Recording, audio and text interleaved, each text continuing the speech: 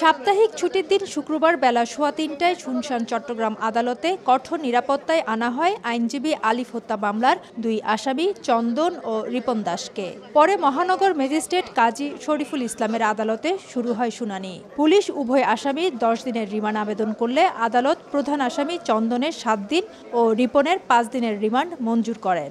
1 নম্বর আসামি চন্দন এবং সন্দিগ্ধ আসামি রিপনকে 5 দিন করে রিমান্ডের আবেদন মঞ্জুর করেছেন।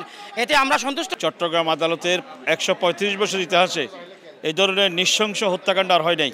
যারা হত্যাকাণ্ডে অংশগ্রহণ করছেন প্রত্যেকে কিন্তু সুসজ্জিত ছিল। বিশেষ করে চন্দন দাস আজকে যাকে আদালতে তোলা হয়েছে এবং রিপন দাস, তাদের মাথায় হেলমেট ছিল, তারা হাতে অস্ত্র ছিল।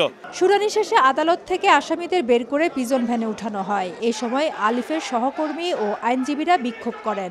দাবি জানান সর্বোচ্চ শাস্তির এবং বাকি আসামিদের গ্রেফতারের।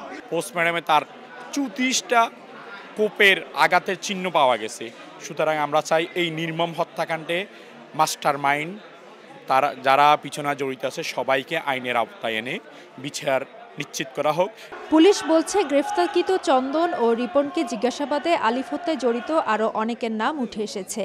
তাদেরকেও আনা হবে আইনের আওতায়। রিপন দাস এবং চন্দন দাস এদের দুজনের কাছ থেকে ইনফরমেশনের ভিত্তিতে আমরা আরও গুরুত্বপূর্ণ আসামি তথ্য পেয়েছি এবং সেই অনুযায়ী আমরা গ্রেফতারের ব্যবস্থা নেব। বুধবার রাতে কিশোরগঞ্জের ভৈরব থেকে চন্দন দাসকে এবং বৃহস্পতিবার চট্টগ্রামের আনোয়ারা থেকে রিপন দাসকে গ্রেফতার করে পুলিশ।